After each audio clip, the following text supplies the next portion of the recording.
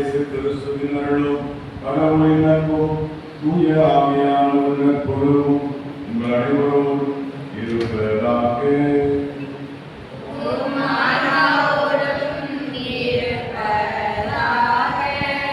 திருப்பலி முன்னுரை.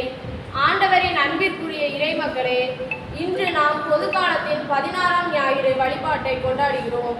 இன்றைய நற்செய்தியில் இயேசு கோதுமையும் களைகளும் உவமையின் வழியாக இறைவனின் எல்லையற்ற பொறுமையையும் நீதியையும் நமக்கு எடுத்துரைக்கின்றார்.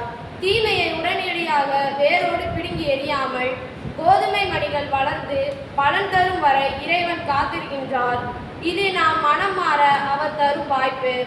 கடவுள் வலிமை மிக்கவராக இருந்தாலும் அவர் நீதியோடும் கனிவோடும் தீர்ப்பு வழங்குகிறார் என்பதை முதல் வாசகத்திலும், நமது பலவீனங்களில் தூய ஆவியானவர் நமக்காக பரிந்து பேசுகிறார் என்பதை 2ஆம் வாசகத்திலும் கேட்கிறோம். தீய எண்ணங்கள் என்னும் கலைகள் நம் இதயத்தில் வளர இடம் கொடுக்காமல் கோதுமை மணிகளாக இறைவனின் களஞ்சியத்தில் சேர தேவையான அருளை வேண்டி திருப்பலியில் பக்தியுடன் பங்கேற்போம்.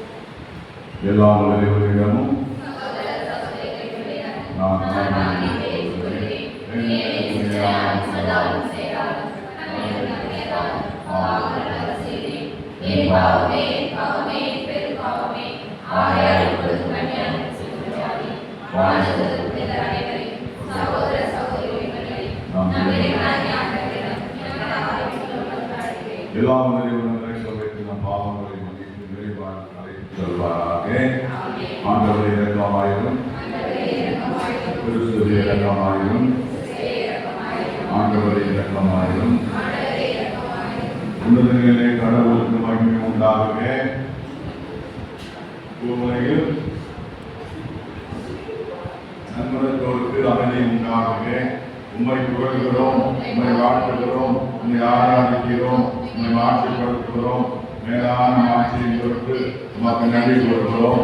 ஆண்டவராகிய இறைவா, வானவர் அரசரே, எல்லாம் ஒரு தந்தையாக இறைவா, ஒரே மகனாய் இருந்த ஆண்டவரே இயேசு கிறிஸ்துவே, ஆண்டவராகிய இறைவா, இறைவனின் சன்னதியே, தந்தையின் திருமகனே, உலகின் பாவங்களை போக்குவரை எங்கள் மேல் இரக்கமாயிரும்.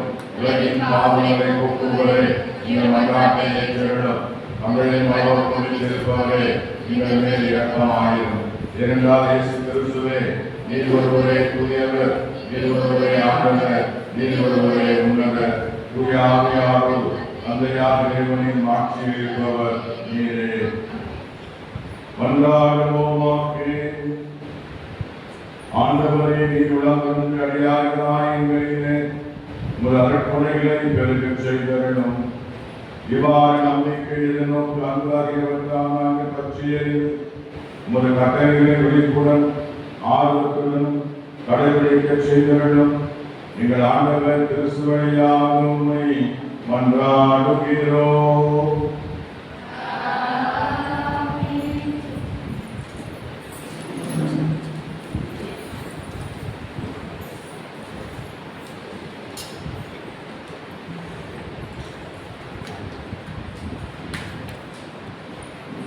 முதல் வாசகம். எம் பாவங்களிலிருந்து மனமாற்றம் அருள்கிறீர். சாலமோனின் ஞான நூலிலிருந்து வாசகம்.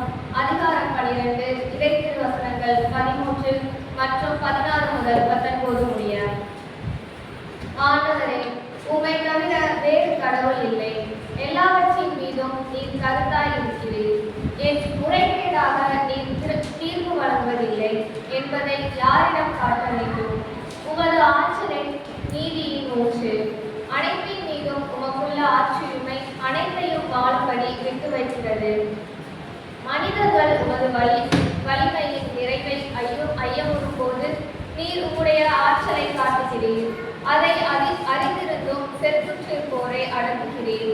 நீர் ஆற்றல் மிக்கவராய் இருப்பதால் கனிவோடு தீர்ப்பு வழங்குகிறீர். மிகுந்த பொறுமையோடு எங்களை ஆள்கிறீர். ஏனெனில் நீர் விரும்பும் போதெல்லாம் செயல் புரிய உமக்கு வலிமை உண்டு. நீதிமான்கள் மனிதநேயம் கொண்டவர்களாக இருக்க வேண்டும் என்பதை இச்செயல்கள் வாயிலாக உம் மக்களுக்கு கற்றுக் கொடுத்தீர். உம் மக்களை நம்பிக்கையின்மையால் நிரப்பினீர். ஏனெனில் பாவங்களிலிருந்து மனமாற்றம் அருள்கிறீர். இது ஆண்டவர் வழங்கும் அருள்வாக்கு.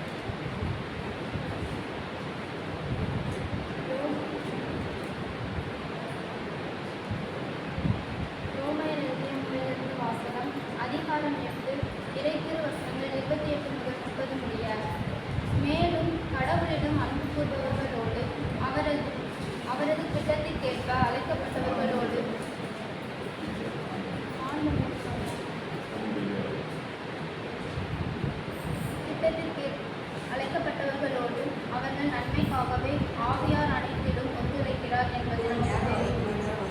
தம்மால் முன்பே தேர்ந்து கொள்ளப்பட்டவர்கள் தம் மகனின் சாயலுக்கேற்றவாறு இருக்க வேண்டும் என கடவுள் முன் குறித்து வைத்தார். அச்சகோதர சகோதரிகள் பலரும் தம் மகன் தலைப்பெயராளராய் இருக்க வேண்டும் என்று இப்படி செய்தார். தாம் முன் குறித்து வைத்தோர் அவர் அழைத்திருக்கிறார். தாம் அழைத்தோரை நமக்கு ஏற்புடையவர் ஆகியிருக்கிறார். நமக்கு ஏற்புடையவரானவரை நம் ஆட்சியில் பங்கு பெறச் செய்தார். இது ஆண்டவர் வழங்கும் அருள்வாக்கு.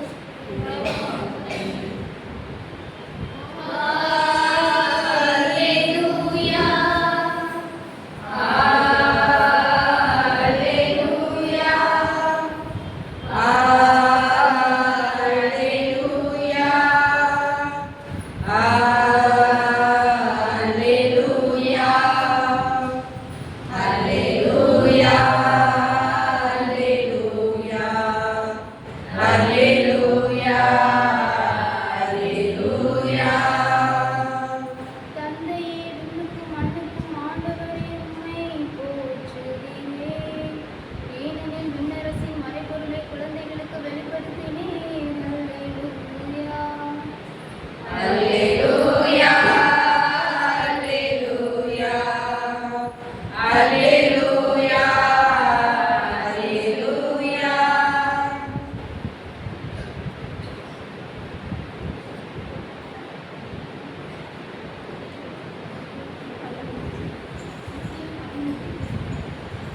இல்லையா?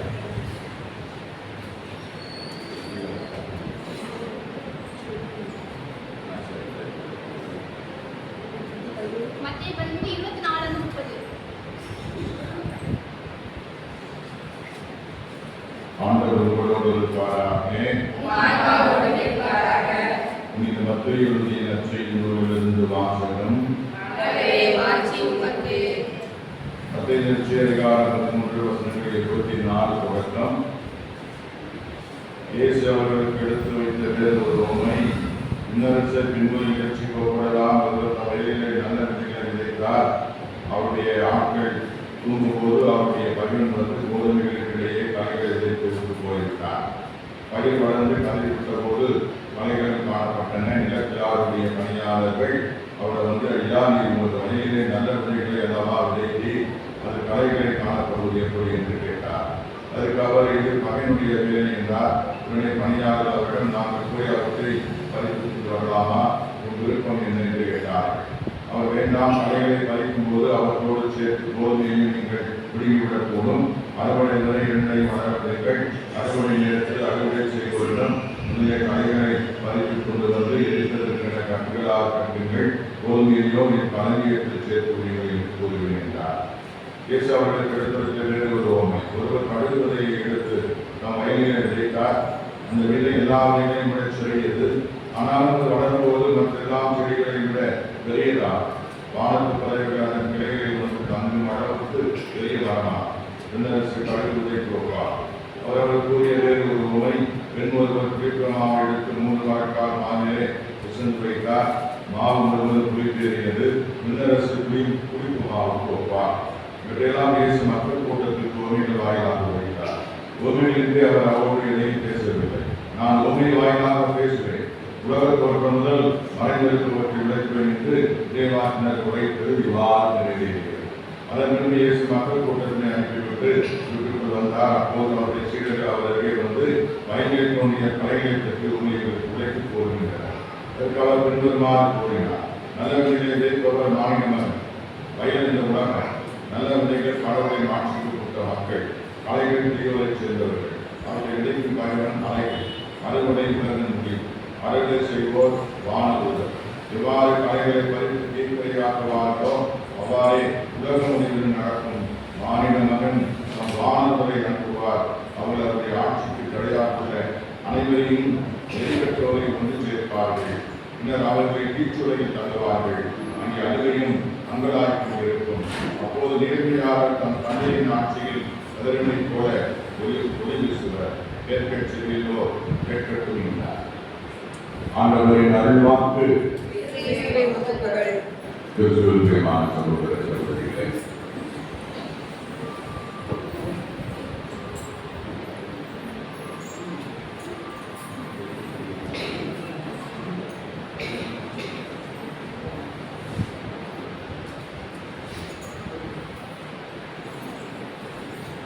கிறிஸ்துவில் பிரியமான சகோதர சகோதரிகளே, இன்றைக்கு வாசகங்களை நாம் வாசிக்க கேட்டோம். ஒரு அழகான நிறைய ஓமைகள் இங்கே சொல்லப்பட்டது. கடுகு விதை, புளிப்பு மாவு, களைகள், இதெல்லாம் இங்கே நாம் வாசிக்க கேட்டோம். இப்போ கலைகள் என்று சொல்லுகிற பொழுது இந்த சமூகத்தில் கலைகளாக இருக்கிறவர்களை பற்றி இந்த இன்ட்ரோடக்ஷன்ல கூட அவங்க வாசித்தாங்க. நம்முடைய உள்ளம் என்ற அந்த நிலத்தில நல்ல விதை கோதுமை மணி விதைக்கப்பட்டிருக்கிறது, அது வளர்கிறது உண்மைதான். ஆனால் கலைகளும் சேர்ந்து வளர்கிறது. அதுக்கு என்ன செய்யறது? அது என்ன செய்யலாம், என்ன செய்யணும் என்று சொல்கிறார் ஆண்டவர். சில நேரங்களில் ஒரு செய்தி நீங்கள் பார்க்கணும். பொறுமையாக இருக்கிறது கோழைத்தனமா? பொறுமையாக இருப்பது கோழைத்தனம். கடவுள் பொறுமையாக இருக்கிற அவர் கோழையானவரா? இல்ல. கடவுள் ஏன் பொறுமையா இருக்காரு? கையாளாகிறவரா கடவுள்? இல்லை, கையாளாகிறவர் கடவுள் இல்லை. அவர் நினைத்தால் ஊர்ல எல்லாம் அப்படியே அக்னி பிரவேசம் எல்லாம் பொசுங்கி போயிடுவான். கையாளாகிறவர் கிடையாது. அவர் பொறுமையை என்று சொன்னால், பொறுமையாக இருக்கிறார் என்று சொன்னால் என்ன காரணம்? மீண்டும் வரணும், தீயோரிடமிருந்து திரும்பி வர வேண்டும் என்பதுதான் நம்முடைய விருப்பம். தீயவர்கள் அழிய வேண்டும். தீயவர் அழிய வேண்டும் என்பது எனது விருப்பம் இல்லை. அப்போ போன்ற சாகனம் அப்படிங்கிறது என்னுடைய விருப்பம் இல்லை. அவன் என்ன செய்யணும்? திருப்பி என்கிட்ட வரணும். எப்படி வரணும்? அப்படியே வரணும்ல. தீய சக்தி, தீய எண்ணம் அவைகளை கலைத்து விட்டு என்கிட்ட வரணும். இதுதான் கடவுளுடைய விருப்பம். ஊராருமே நான் இப்போ அதை நான் நினைவுபடுத்துகிறேன். அதில் கூட தந்தை விருப்பம் இளைஞரும் போனான் போயிட்டு போகணும், சாப்பிடணும். அப்படி விட்டு விட்டாரா? இல்லை, அவன் உணர்ந்து வரணும். ஆனால் வரப்போது எப்படி வரணும்? அதே மாதிரி பெரிய அவர்களோடு வரணும்னு அவர் விரும்பல. உணர்ந்து வரணுங்கிற நான் செய்த தப்பு என்ன? எல்லாவற்றையும் பறித்து கொண்டு பிரித்து கொண்டு குடிக்க செய்ய அங்கிருந்து வாழ்க்கையை சின்னாபனமாக்கி கடைசியில் பன்றிக்கு போடுகிற நெற்று நிறை கூட கிடைக்காம உணர்ந்து வர உணர்ந்துங்கிறது மனமாற்றம். அப்போ நான் ஆண்டவர் பொறுமையாக அப்பா மேல இருந்து பார்க்கிறாரு. வந்து கையில எடுத்து மகிழ்ச்சியோடு கட்டி அணைத்துக் கொள்கிறார். இதெல்லாம் உள்ளே வராத கொண்டுருவேன். நான் ஏற்கனவே தலைக்கு தண்ணி ஊட்டிட்டேன், என்ன கழிச்சு விட்டாச்சு, இனிமே தேவையில்லை என்று சொல்லி அவர் சொல்லவே மகிழ்ச்சி அடைகிறார். அப்போ அவருக்கு இருந்த பொறுமை எங்க அப்பா கோழை, அவன் என்னை சமாளிக்கிற ஈஸி என்று நினைக்க முடியாது. அப்பா கோழையெல்லாம் கிடையாது, பொறுமை சார். அதே மனநிலையை நான் கடவுளுக்கு ஏற்று சொல்றேன். கடவுள் அப்படிப்பட்டவர் தான். பலிக்கு பலி வாங்குவது அல்ல. பலிக்கு பலி வாங்குறதும் மனுஷங்க தான். பழைய ஏற்பாட்டில் நீங்கள் நம்ம பின்னோக்கி பார்க்கலாம். நம்ம தொடக்கத்தில் பின்னோக்கி பார்க்க நம்மளாம் எப்படி இருந்தோம்? ரொம்ப பழைய ஏற்பாடு காலத்தில் எப்படி இருந்திருந்தோம்? நாடோடிகளாக இருந்தோம். நாடோடிகள் ஒரு இடத்துல வீடுலாம் கட்டிலாம் இருக்கிறது கிடையாது. மந்த மந்தையா நாடோடிகளால் அப்படியே ஊர் சுற்றி வந்திருக்கோம். நம்ம அப்படி பின்னோக்கி பாருங்க. போன வருஷம் தாத்தா நினைக்கூடாது, பின்னோக்கி பார்க்கணும். அப்புறம் மூணாவது இடம் விட்டு மாறிட்ட. அது மாறப்பொழுது மந்தையா சேரக்கூட அந்த மந்தைக்குள்ள உறவுகள் இருக்கும். அப்பெல்லாம் இது மாமா பொண்ணு அத்தை பொண்ணு அப்படின்னு கிடையாது. நிறைய அடிப்பு ஒரு தலைவர் இருப்பான். அவங்க இருக்கிறவங்களும் அடிமையாக இருப்பாங்க. அவங்க 6 ஒட்டகங்கள், அது 1000 ஒட்டகம், 1000 ஆடு, 1000 மாடு, 1000 பால்மாடு, இப்படியாக கண்டுபிடிக்கிறது. இதெல்லாம் கிடைக்கிறதா அவங்க வேலை. அங்கெல்லாம் கரெக்டாக வேலை தான் அப்படிலாம் கிடையாது. மாடு வைக்க வேண்டியது, நல்லா சாப்பிட வேண்டியது, இவங்களுக்கு பணி செய்ய வேண்டியது. ஒரு சாப்பிட அந்த கூலி எடுத்துக்கணும். அப்போ அவங்க அப்படிலாம் நடுத்து இருக்கிறதெல்லாம் ஒன்றும் கிடையாது. ஒரு பிரச்சனை என்னடா அடிச்சுட்டா திருப்பி அடி, அதான் பழம் உடைச்சுட்டா திருப்பி பழம் உட, எங்கள் அண்ணன் குத்திட்டா திருப்பி என்ன குத்து அப்படின்னா, குதிரை குத்திட்டா நீ குதிரை குத்து, ஒரு காலம் வெட்டிட்டா நீ ஒரு காலம் வெட்டு. இதுதான் அப்படி இருந்த ஒரு வழிமுறையாக இருக்கு.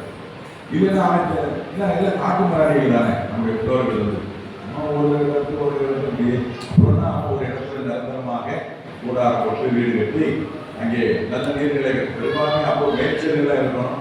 நீர்நிலைகள் இங்கே தான் பயணமாகும். வறண்ட காட்டெல்லாம் எவ்வளோ இருக்குமா? இன்னும் ஆடு மாடுக்கு தண்ணி வேணும், ஆடு மாடுகளுக்கு மேய்ச்சல் வேணும்.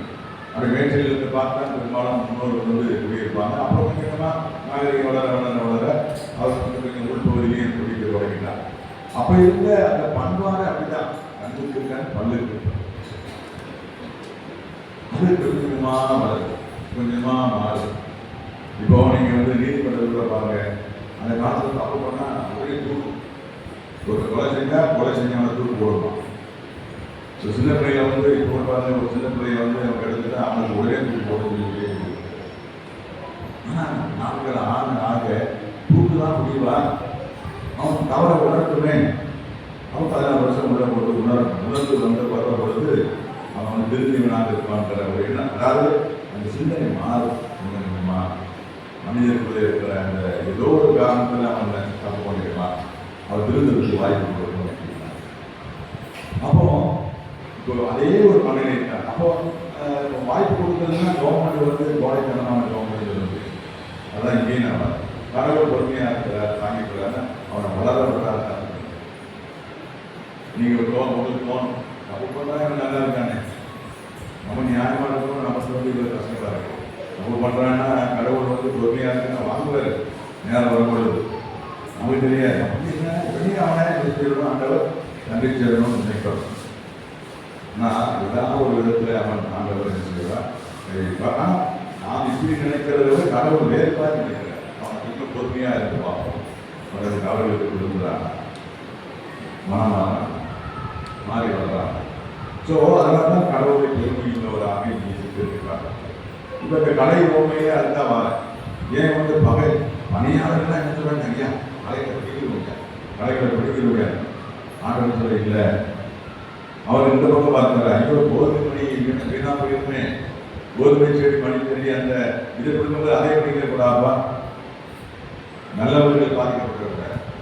இப்போ கோதுமை மணியும் வளரட்டும், கலைகளும் வளரட்டும். அறுவடை நேரம் வரும்பொழுது கலைகளை குடுக்கும் போது எல்லாத்தையும் குடுங்கி கட்டா கட்டி தீச்சுவைகள் தள்ளு. கோதுமை மணியை என்ன செய்ய கலைஞர்கள் போட்டு அதை அந்த கலைஞ அந்த கதிர்களிலிருந்து வர்ற அந்த கோதுமையை கலைஞருக்கு சேரும். அப்போ இதில் ரத்தனை இதை சொல்ல வந்தேன், ஆண்டவர் பொறுமையாக இருக்கிறதுக்காக அவர் கோடை இல்லை, நேரம் பார்த்து. அதை நான் சொல்றேன். எப்படி நம்ம மத்தியில் நிறைய பேர் ஒன்றி ஏறாதவப்பா அப்படின்னு நினைக்கிறேன். அப்படி இல்லை, நேரம் பார்த்து இருப்பான். கோடையே இல்லை, நேரம் வரும்பொழுது என்னாகும் நீ மாட்டிக்கிறேன். அதான் சிக்கல். இது பொறுமையாக இருக்கும் என்பது அதுவல்ல, கோடைத்தனத்தை வெளிப்படுவதில்லை. அவரிடத்துல மனிதாபிமானம் இருக்கிறது, அவனிடத்துல அன்பு இருக்கிறது, சகிப்புத்தன்மை இருக்கிறது, மன்னிக்கிற பண்பு இருக்கிறது, ஏற்றுக்கொள்கிற மனசு இருக்கிறது. இந்த குடும்பத்தில் அப்படிதான். நம்ம என்ன சொன்னாலும் கணவர் சாமதியாக இருக்கிறாரு, அப்படிலாம் நினைக்கிறார். அவர் நினைப்பார் குடும்ப விஷயம் வெளியே போக கூடாதுன்னு இருக்கலாம். அவர்கள் அமைச்சரை இல்லை. அதனால அதே மாதிரி மனைவியும் கணவன் என்ன சொன்னாலும் பொறுமையாக இருக்காங்கன்னா, மனைவி பொறுமையாக இருக்குன்னா கோடை என்று சொல்ல முடியாது. மனைவி நம்ம வந்து கணவன் மனைவி அந்த வாழ்க்கைக்குள்ள இருக்கிற இந்த சில இந்த பிணக்குகள்லாம் நம்ம வெளியே எடுத்துருந்தா அதை நம்ம 4 பேருக்கு நினைப்பாங்க. பொறுமையாக போகுது, பொறுமையாக போவதுனால நீங்கள் அதுக்காக வேண்டி மாமியார் அப்படின்னு ஒரு ஏறிட்டு அப்படி ஒரு நிரூபித்தனா என்ன இருக்கும், அது சரியான பொறுமை என்பது கோடை. பொறுமை என்பது ஒரு புண்ணியம். பொறுமை என்பது ஒரு புண்ணியம், கடவுளுடைய புண்ணியமாக கருதப்படுகிறார். தாழ்ந்து போவது கோடைத்தனம் இல்லை, அது ஒரு புண்ணியம், அது ஒரு அருள். அன்பு செய்வது அது ஒரு ஏதோ ஏழாதன்னு கிடையாது, அது ஒரு மனிதநேயம். அன்போ ஆண்டு போவதோ, தன்னை ஆழ்த்திக் கொள்வதோ, அல்லது பொறுமையாக இருப்பதோ, இது மன்னிப்பதோ அப்படி இல்லை. இவையெல்லாம் வந்து ஆண்டவன் அள்ளி இருக்கிற மேலான கிருபை. எல்லோருக்கும் அன்பு வந்துறார், எல்லோருக்கும் மன்னிப்பு வந்துறார், எல்லோருக்கும் பகிர்ந்து தன்மை வந்துறார். ஏன் ஆண்டவர் வந்து ஒரு சின்ன கைப்பட்டை பாராட்டுகிறார்? எல்லா வயலும் வந்து இருக்கிற எல்லாரும் மிகுதியான துண்டை காணிக்கையா போடுறான். ஒரு 50 இருக்கிற இந்த செப்பு காசு முழுவதுமாக கொடுத்துருக்கிறார். அப்போ அவருடைய அந்த காணிக்கை அந்த தியானம் அதை ஆண்டவர் வச்சுக்கிறார்.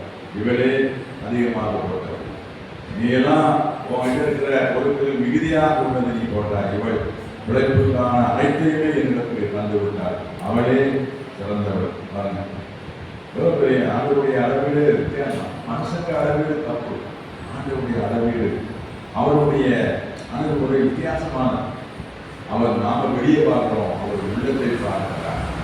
நம்ம வெளியே பார்க்கலாம் அப்படின்னு உடனே ரொம்ப அப்படின்னு மதிப்பு மரியாதை இருக்கும். ஆண்டவர் அதிகமாக கொடுத்து உள்ளத்தின் ஆழத்தை, சிலருடைய உள்ளத்தின் ஆழத்தை சில பேரெல்லாம் இந்த விவேகர் படத்தில் எல்லாம் இருக்காங்க. நமக்கு ஒரு மாசத்துல இன்னும் ஓடுறது கொடுத்தார். அந்த ஒரு வாரம் 2 மாமியார் மருமகளை பேச நினைக்கிறப்ப சொல்ல ஆரம்பிச்சான்.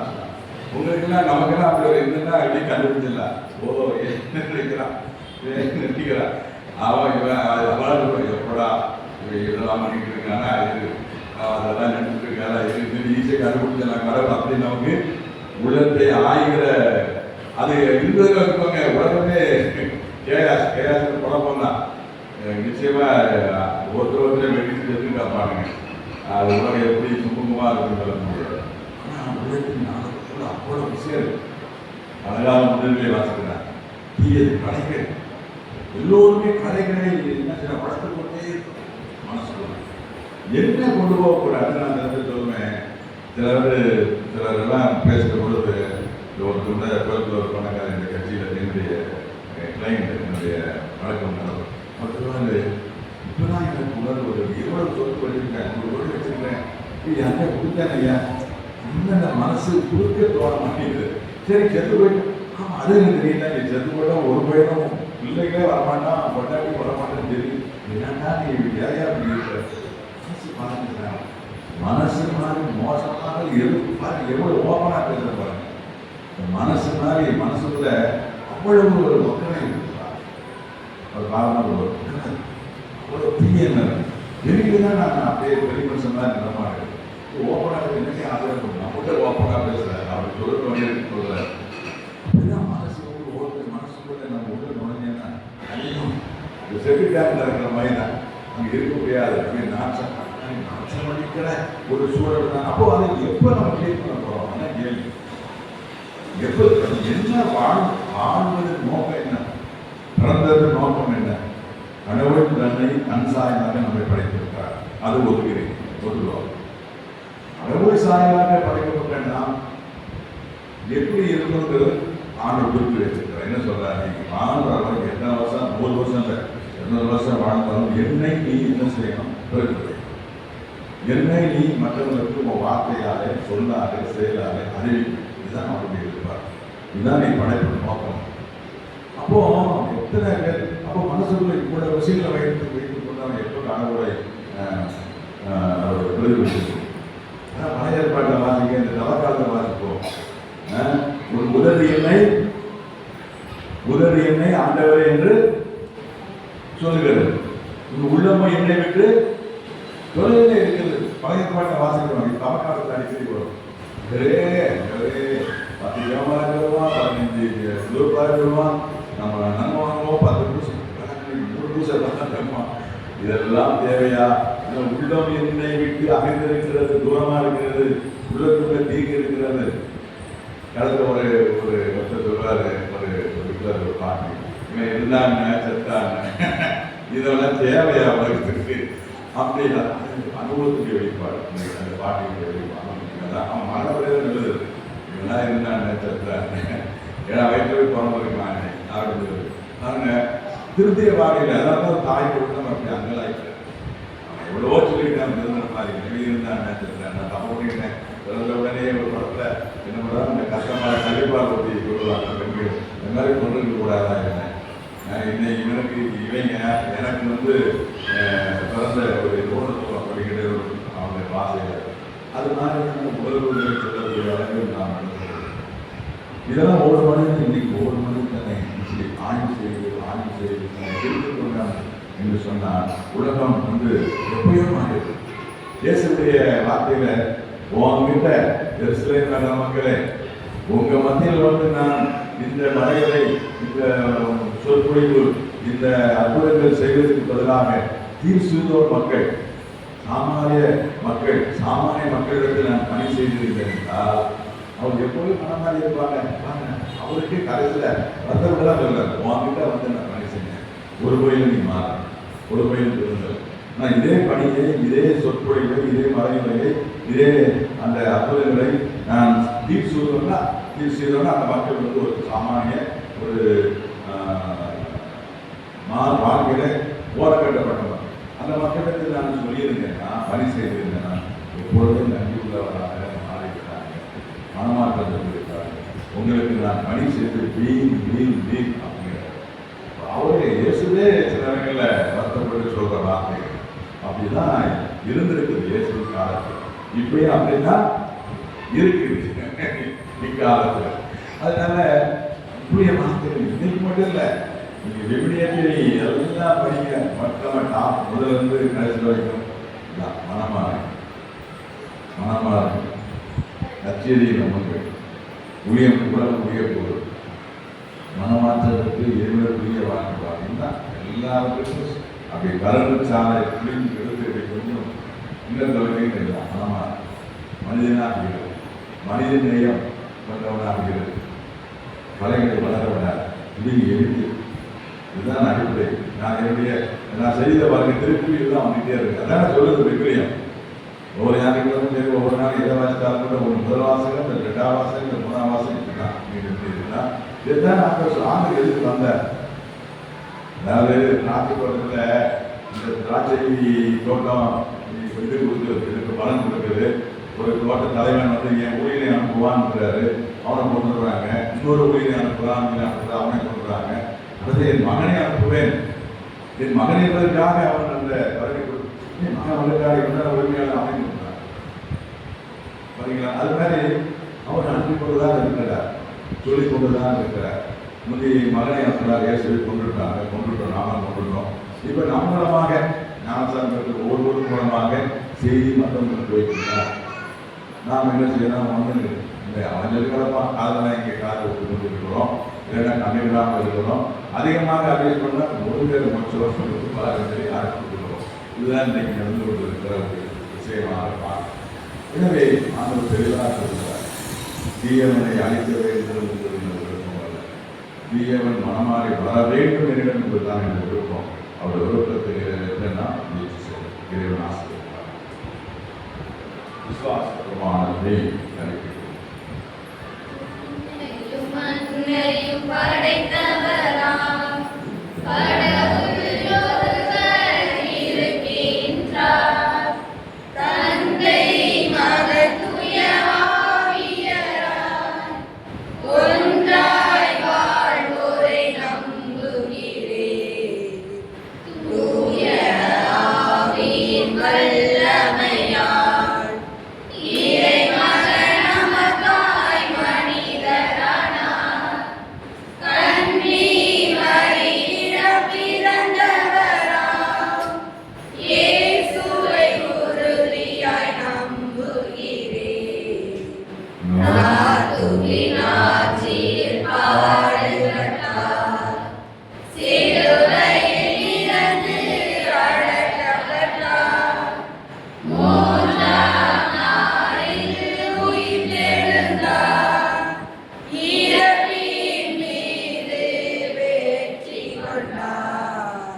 விண்ணகம் வாழும் தந்தையிடம் அரியணை கொண்டு இருக்கின்றார். உலகம் முடியும் காலத்திலே நடுவராய் திரும்பவும் வந்திடுவார்.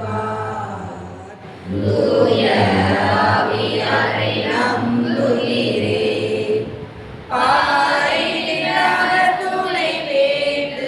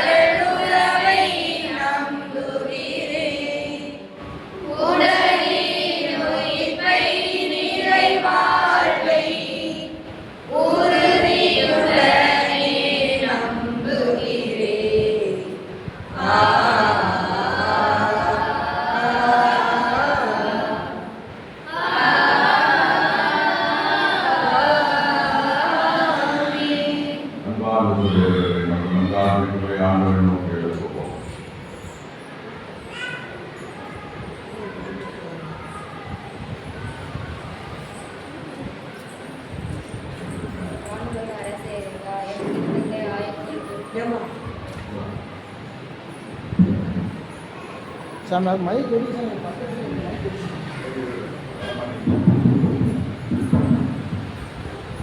வானுலக அரசே இறைவாய், வானுலக அரசே இறைவாய், திருத்தந்தை ஆயர்கள் குருக்கள் புலவர்கள் அனைவரும் உமது அரசை உலகெங்கும் பரவ செய்யும் மொழிப்புடன் செயல்பட தேவையான மன உறுதியும் ஆற்றலும் வல்லுநரும் மன்றாடுகிறோம். பூவுலக அரசரே இறைவா, கிறிஸ்தவர்கள் அனைவரும் ஒற்றுமையுடன் செயல்பட்டு உலகில் வாழும் மக்களிடையே உமது இறையரசின் குறிப்புமாக செயல்படும் வல்லமையையும் ஆர்வத்தையும் வழங்குமாறு இறைவா உம்மை மன்றாடுகிறோம்.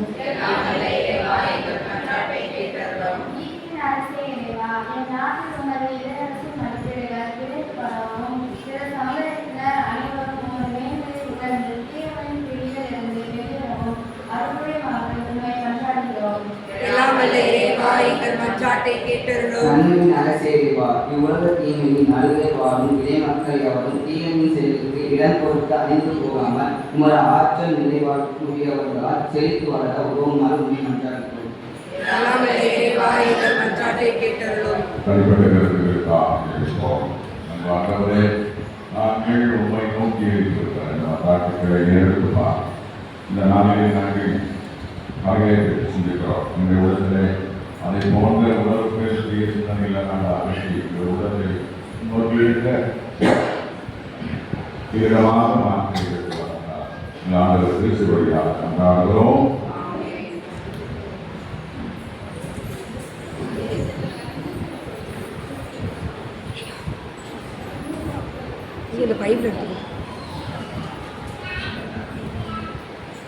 படைப்பு எல்லாம் உமக்கே சொந்தம், நாளும் உந்தன் கைவண்ணம். உயிர்கள் பாடும் கிளிகள் பேசும் கேட்பாது இசைக்கும் ஒன்றாகவே. உயிர்கள் பாடும் கிளிகள் பேசும் என் வாழ்வு இசைக்கும் ஒன்றாகவே. இயற்கை உனது ஓவியம், இணையில்லாத காவியம். இயற்கை உனது ஓவியம், இணையில்லாத காவியம். அகிலம் என்னும் ஆலயம், நானும் அதிலோராகம். உள்ளம் எந்தன் உள்ளம், அது எந்நாளும் உன் இல்லமே. உள்ளம் எந்தன் உள்ளம், அது எந்நாளும் உன் இல்லமே. படைப்பு எல்லாம் உமக்கே சொந்தம், நாளும் உந்தன் கைவண்ணம். குயில்கள் பாடும் கிளிகள் பேசும் என் வாழ்வு இசைக்கும் ஒன்றாகவே. சகோதரனே, என்னுடைய விமான பலியெல்லாம் கேட்டுதாமத்தை கொண்டாடுங்கள். நமது பரிசுத்த திருச்சபையின் அனைத்து நலன்களுக்காகவும் நமது கையில் இருக்கும் திருப்பலியை ஏற்றுக்கொள்வாராக. இறைவா, பழைய ஏற்பாட்டு பல்வேறு பலிகள் இறைவனின் நிறைவான ஒரே பலியில் உறுதி பெறச் செய்தி ஆவிலை காணிக்கையில் ஆசை வழங்கிய புதிய படித்தது போல ஆட்சியின் எண்ணிக்காக நிறைவேற்று அடையாத ஒரு பேரும் செலுத்தும் பலியை ஏற்றி ஆசைப்படுத்தி ஆண்டவர் கிறிஸ்து வழியாக கொண்டாடுகிறோம். ஆண்டவர் உங்களோடு இருப்பாராக. மேலே எழுப்புங்கள். ஆண்டவருக்கு நன்றி கூறுவோம். ஆண்டவரை தேவரானதையே அன்பான மகன் கிறிஸ்து வழியாக என்னால் இடத்தில் நாங்கள் உமக்கு நன்றி செலுத்துவது நீராகவே கல்வியை நீதியுமாகும் எங்கள் கடமையில் மீட்புக்குரிய செல்லுவார். வார்த்தையானவர் வழியாக மீட்படுத்தி அவரையே மீட்பராக ஈடேற்பவராக அனுப்பினி தூயாமையாளர்களிடத்திற்கு அதிபதியாக இருந்திருந்தார். உமது திருமணத்தை நிறைவேற்றி புதியவர்களை உலகத்தில் பெற்றுத்தர கையெழுத்து பாடுபட்டார். சாலை வென்று உயிர்ப்பை வெளிப்படுத்தினார். ஆகவே வானத்தோடு புனிதர்களோடு சேர்ந்து நாங்கள் ஒரு மாட்சியை புகழ்ந்த முடிவின்றி பாடுவதாவது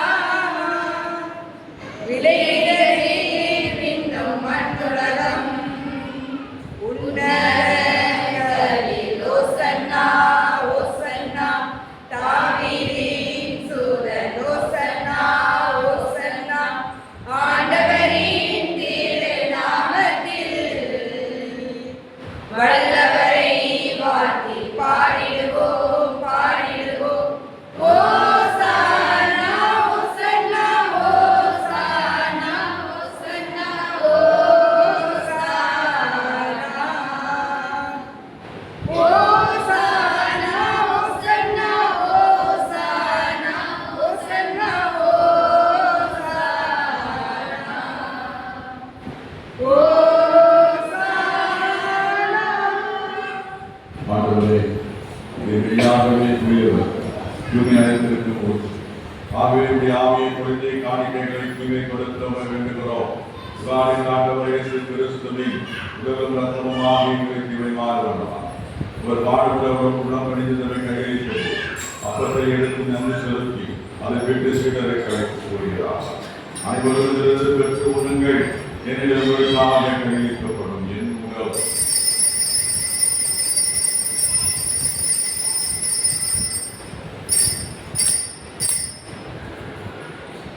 அவ்வளவு இரவிலிருந்து அறிந்தேன் கிண்ணத்தை எடுத்து நன்றி கூறி சீடரை கலைத்து கூறுகிறார். அனைவரும் பெற்று பருகுங்கள், என்னிடம் புதிய நிலையான நுழைக்கக்கூடிய ரத்தத்தின் கிண்ணம் பாவ மன்னிப்புக்கென்று உங்களுக்காகவும் பலருக்காகவும் சிந்தப்படும். இதை நினைவாக செய்யுங்கள்.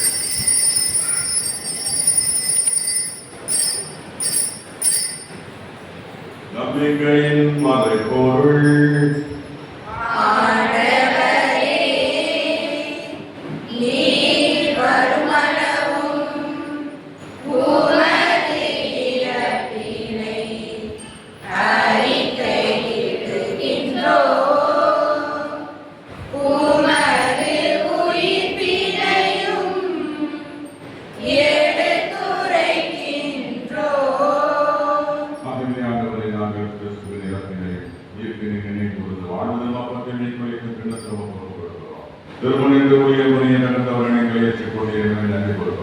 கிறிஸ்துவின் உடலில் ரத்தத்தில் பொறுப்புகளை தூயாவியார் முடிச்சிருக்க வேண்டும் என்று நன்றார்கள். ஆண்டவரை உலகத்து வரவேற்பு திருவிழாவை நினைவு கொடுத்தார். எங்கள் திருத்தந்தைகளை நான்காம் தெய்வங்களாயர்கள் மறைமாங்க வரைபாளர்கள் துணை மந்தராயின் எல்லா திருநிலையினராகியோரோடும் உமது திருவிழாவை அன்பில் நிறைவேறச் செய்கிறார். உயிர்த்தல வெகு நோக்குடன் தொழில்களில் சகோதர சகோதரிகளையும் இறந்தோர் அனைவரையும் இறக்கத்தோடு நினைவு கூர்ந்து திருமுக உரிமையை செய்கிறார். அந்த மீது இறக்கமாயும் அவர்களை கண்ணிட்டான மரியா வைக்கணவரான யோசேப்பு உடைய திருத்தூதர்கள் இந்த உலகிலே முதல்வராயிருந்த புதியதாக நினைவுகளோடு நிலை வாழ்வில் பங்கு கொள்ளும் தகுதி பெற்று திருமண இயேசு கிறிஸ்து வழியாக உங்களை குழந்தைக்கு வருவார்கள். இவர் வழியாக எல்லாம் வளர்ந்துள்ள இறைவனாகிய தந்தையே தூயாவியாரின் முன்னிற்கு எல்லா புகழும் மாற்றியும் என்றென்றும் உமக்கு உரியதே.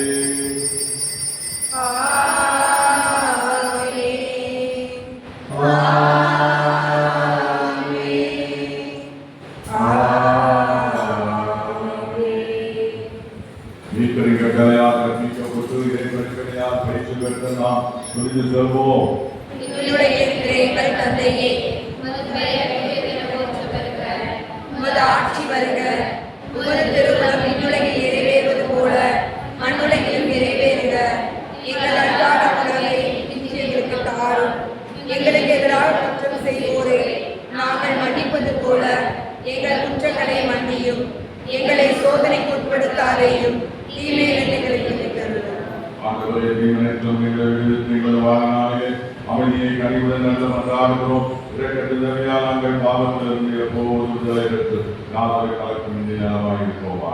நாங்கள் எதிர்ப்பு இருக்கின்றதற்காகவும் நித்தனாக இயேசு கிறிஸ்து வருகைக்காகவும் காத்திருக்கிறோம்.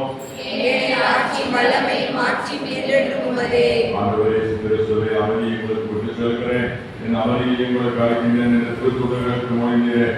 எங்கள் பாவங்களை மாறாமல் திரு அவை நம்பிக்கையை கண்ணோக்கி உங்கள் திருவத்திற்கு ஏற்ப அதற்கு அமைதியையும் ஒற்றுமையும் வைத்திருக்கிறார் என்று வாழ்ந்து ஆட்சி செய்கிறவர் நீரே. ஆண்டவருடைய அமைதி உங்களோடு என்றும் இருப்பதாக. ஒருவருக்கு ஒருவர் கிறிஸ்து அமைதியை பகிர்ந்து கொள்வோமா. அமைதி பாவங்களை போக்கும் இறைவனின் செம்மறியே, உலகின் பாவங்களை போக்கும் இறைவனின் செம்மறியே, எங்கள் மேல் இரக்கமாயிரும். உலகின் பாவங்களை போக்கும் இறைவனின் செம்மறியே, எங்களுக்கு சமாதானத்தை தந்தருளும். இறைவனின் செம்மறி உலகின் பாவங்களை போக்குகின்றவர். இந்த செம்மறியின் விருந்து கீழ் அழைக்கப்பட்ட அனைவரும் பேறு பெற்றோர். ஆண்டவரே, தேவனின் உள்ளத்தில் இருந்தவர் நம்பிக்கையற்றவர், ஆனால் ஒரு வார்த்தை மட்டும் சொல்லியவர்களுக்கு ஆன்மா நலமடையும்.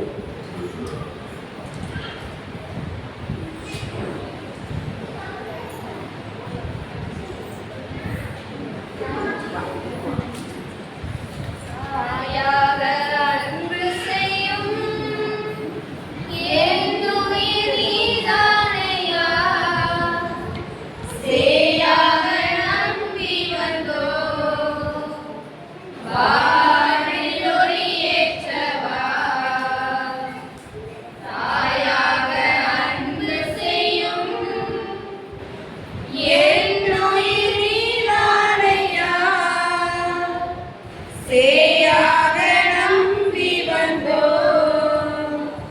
வாழ்வினொளி ஏற்றவா கொஞ்சம் தமிழ் மொழி பேசி என்னை தேற்றவே கொஞ்சம் தமிழ் மொழி பேசி என்னை தேற்றவே பின்னிணைந்த மழைக்கு வருவாய் தேவா பின்னிணைந்த மழைக்கு வருவாய் தேவா தாயாக அன்பு செய்யும் என்னுயிர் மீதானையா சேயாக நம்பி வந்தோம் வாழ்வில் ஒளியேற்றவா உன் அன்பு சாரலில் நடைநாளை போதும் இன்னல்கள் நீங்கிடுமே. உன் சுவாச காற்றில் கலந்தாலே போதும் நின் வாசல் அடைந்திடுமே. நான் என்றும் உன் சாயல் தானே உன் கோயில் குடிகொள்ள நீ வா நான் என்றும் உன் சாயல் தானே. உன் கோவில் குடிகொள்ள நீ வா. கொஞ்சம் தமிழ் மொழி பேசி என்னை தேற்றவே கொஞ்சம் தமிழ் மொழி பேசி என்னை தேற்றவே இன்று நெஞ்ச மறைக்கிது வருவாய் தேவா இன்று நெஞ்ச மறைக்கிது வருவாய் தேவா தாயாக அன்பு செய்யும் என்னுயிர் நீதானையா சேயாக நம்பி வந்தோம் வாழ்வில் ஒளியேற்றவா உன் வாசனரம்பில் இணைந்தாலே போதும் சுகராகம் வீட்டிடுவே. உன் வார்த்தை கடலில் மிதந்தாலே போதும் யுகம் பல படைத்திடுவே. எல்லும் நீதானே இறைவா என்னுள்ளம் நிறைவாக நீ வா. எல்லாமே நீதானே இறைவா என்னுள்ளம் நிறைவாக நீ வா கொஞ்சம் தமிழ் மொழி பேசி என்னை தேற்றவே கொஞ்சம் தமிழ் மொழி பேசி என்னை தேற்றவே பின்னிணைந்த மழைக்கு வருவாய் தேவா இன்று நெஞ்ச மழைக்கு வருவாய் தேவா கிறிஸ்துவுக்கு பிரியமான சகோதர சகோதரிகளை இந்த திருப்பலி சிறப்பித்தவர்கள் இளைஞர்கள் இளம் பெண்கள் அவர்களுக்கு வாழ்த்துக்களை தெரிவித்துக் கொள்வோம். அடுத்த வாரம் மிக்கேல் நம்பியும் வழிபாட்டை சிறப்புகிறது. ஒரு சில அறிவிப்புகள். நம்ம ஊர்லேருந்து இங்கே போவீங்களா? நெல்வேலிக்கு நெல்வேலி 30-31 இந்த மாதம் 30ஆம் தேதி இரவில் 8 மணிக்கு, அப்புறம் 11 மணிக்கு, அதிகாலை 1 மணிக்கு தேர், அப்புறம் 8:30க்கு, அப்புறம் 11:10க்கு முடிஞ்சு கொடியிறக்கத்தோடு அந்த இரவு பொழுதுமாக சாப்பூர் கோவில் நெல்வேலியில் இந்த இன்னாசையாருடைய திருவிழா. அது எல்லாருமே நாங்கள் நிறைய பேர் பற்றி அப்புறம் எலெக்ஷன்கள் வண்டி கட்டி போவாங்கன்னு சொன்னாங்க. அதனால் அந்த நோட்டீஸ் வந்துருக்குது. எனவே யாராவது போக விரும்பிங்கன்னா அந்த நெல்வேலி இன்னாசையாருடைய அவர்களை பெற்றுக்கொள்ள அன்போடு கேட்டுக்கொள்கிறேன். இன்னொரு சின்ன வேண்டுகோள் இல்லை, ஒரு பதிவு தான். நீங்கள் எல்லாரும் நிறைய என்னை புரிந்திருப்பீங்கன்னு நினைக்கிறேன். எல்லோருடையும் நான் நட்பாக இருக்கிறேன்னா யாராவது எங்களுக்கு கண்டவுண்டா? ரொம்ப நன்றி. இப்போ எனக்கு கொஞ்சம் அந்த கிட்னி ஸ்டோன் அப்படின்னு ஒரு கஷ்டப்பட்டேன் ஒரு வாரமாக. அதனால அந்த அதுக்குரிய உணவு மட்டும் நான் எடுத்துக்கொண்டிருக்கிறேன். ஏன்னா உணவு சாப்பிட மாட்டேங்கிறது காலை அப்படின்னு வரக்கூடாது. கொஞ்ச நாளைக்கு அதை கொஞ்சம் நான் இந்த உணவு வேண்டாம்னு சொல்றது அதில் டாக்டரை இப்போ வேண்டாங்கிறாரு, வரக்கூடாது. ஒரு வாரம் 2 வாரம் இல்லை ஒரு 2 மாதங்கள் மட்டும்தான் இந்த மருந்து சாப்பிட்றதுனால உணவு எனக்கு தேவையில்லை. யாராவது தயார் பண்ணி கொடுத்தீங்கன்னா ஐயோ சாப்பிடு எனக்கு சந்தோஷம் தான். எனக்கு 2 இட்லி ஆகும், 2 இல்லை 3 இட்லி அதை சும்மா இட்லிக்கு கொடுத்த இட்லி மாதிரி கொடுத்தாருன்னு போயிடுவேன். அது எனக்கு பெரிய விஷயமாக சாப்பாடு தேவை. 2 இட்லி 3 இட்லியில் எனக்கு தோசை அவ்வளோதான். கடந்த முறை கூட யார் தரத்துக்கான தெரியல சாப்பாடை கூட ஒன்று கிடந்து அங்கே போனால் அங்கேயும் சாப்பாடு இல்லை, ஒரு கடை வாங்கி தான் சாப்பிட்டேன். அந்த சாப்பாடு அளவுக்கு உதவி செய்யாதா யாருன்னு எனக்கு தெரியல. அது எப்படின்னு தெரியல. எப்படி இதுவரை சாப்பாடு கொடுப்பேன், உதயத்தில் கண்டுகொள்ள சாப்பாடு சாப்பிட்டேன், இங்கே யாரும் கண்டுகொள்ளலை. சரி ஒருவேளை அது என்னன்னு தெரியல. இந்த உதயத்தில் கேட்கணும். அது யாரும் எப்படி வழக்கமாக எப்படி உண்டு பூஜை வைக்கிறவங்களாம் சாப்பாடு கொடுப்பீங்களா, இல்லை பூஜை யாரும் வைக்கலன்னா சிறப்பிக்கலைன்னா சாப்பாடு இல்லை. சரி அதனால அது யாரும் சாப்பாடு இணையே கிடையாது. சாப்பாடு உண்டு இருந்தால் உண்டுன்னு சொல்லணும், இல்லை என்றால் அது தொடர்ந்து ஒரு வாரம் கொடுக்காது. ஒரு வாரம் இல்லைன்னா சாப்பாடாக உட்கார்ந்தே இருக்கிறது எனக்கு அது அவ்வளவாக உசிதமாக இருக்கிறது, உசிதமாக இருக்கிறது. எனவே அதை குறித்து எனக்கு பெரிய கவலை உண்டு. ஒரு சிலருக்கு அது சாமியார் சாப்பாடு கொடுத்து பெருசாக நினைப்பாங்க. ஒரு கிண்ணம் நீர் கொடுக்கிறவன் இறை ஊழியனுக்கு ஒரு கிண்ணம் நீர் கொடுக்கிறவன் பன்மடங்காக கைமாறுகிறார். இதை நான் சொல்லல, பைபிள் சொல்லி இறை ஊழியனுக்கு ஒரு கிண்ணம் நீர் கொடுக்கிறவன் பன்மடங்காக கைமாறுகிறார். எனவே அதைத்தான் நான் குறிப்பிட விரும்புகிறேன். என்ன கொஞ்ச நாளைக்கு பிரச்சனை இல்லை, கொஞ்ச நாளைக்கு நான் உங்களுக்கு மருந்து சாப்பிட்றதுனால அதை நான் தவிர்க்கிறேன். மனசுலையான சாமிக்கு நான் சாப்பாடு கொடுத்தேன். ஐயோ எப்போ கூப்பிட்டாலும் நான் கொடுத்தாலும் நான் உதவ முடியும். சிறு நாட்களுக்காக. அப்புறம் இன்னொரு செய்தி, பாதர் சபை அப்படின்ற ஒரு மறைமாவட்ட சபை ஒன்று ஒருங்கிணைப்பாளர் ஒரு கூட்டம் 1/8 நடக்க இருக்கிறது. 1/8 அந்த ஒருங்கிணைப்பாளருக்கு அங்கே, அப்புறம் வட்டார அளவில் இங்கே யாராவது போன வருஷம் பாதர் சபைக்கு யாரும் போயிருக்கீங்கன்னு பாருங்க. போக பாதர் சபை இருக்கான்னு தெரியல. அதனால இருந்ததுன்னா ஒருங்கிணைப்பாளர்கள் யார் இருக்கீங்கன்னு சொல்லுங்க, நான் ஃபோன் பண்ணி நம்ம மற்றபடி பண்ணிட்டேன்.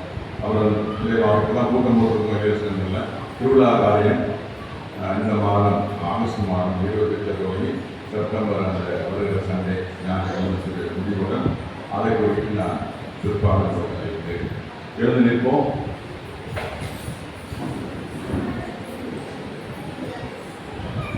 மன்றாடுவோமாக.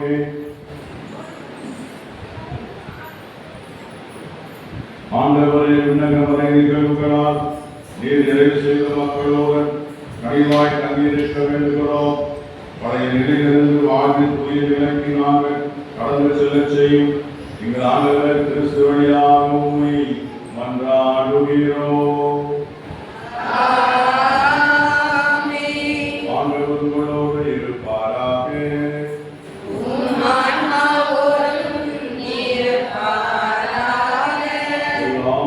இறைவன் தந்தை மகன் தூய ஆவியார்களை ஆசீர்வதிப்பாராக. இறையாசி பெற்று சென்று வாழுங்கள். திருப்பலி நிறைவேற்று.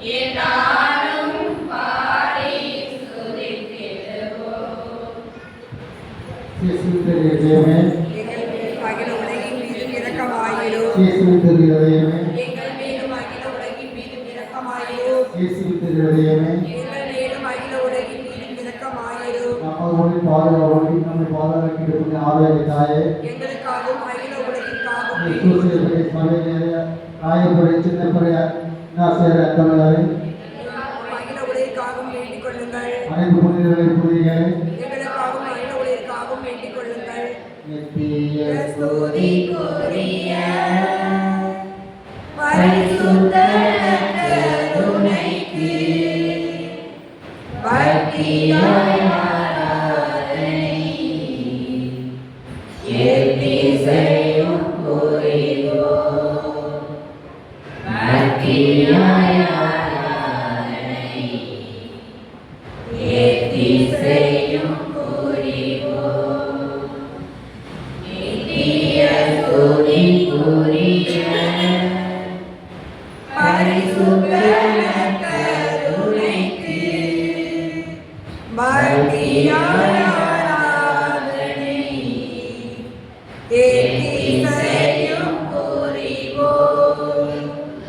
பக்தியாய் ஆராதனை எத்திசையும் புரிவோம். நித்திய ஸ்துதிக்குரிய பரிசுத்த கருணைக்கு பக்தியாய் ஆராதனை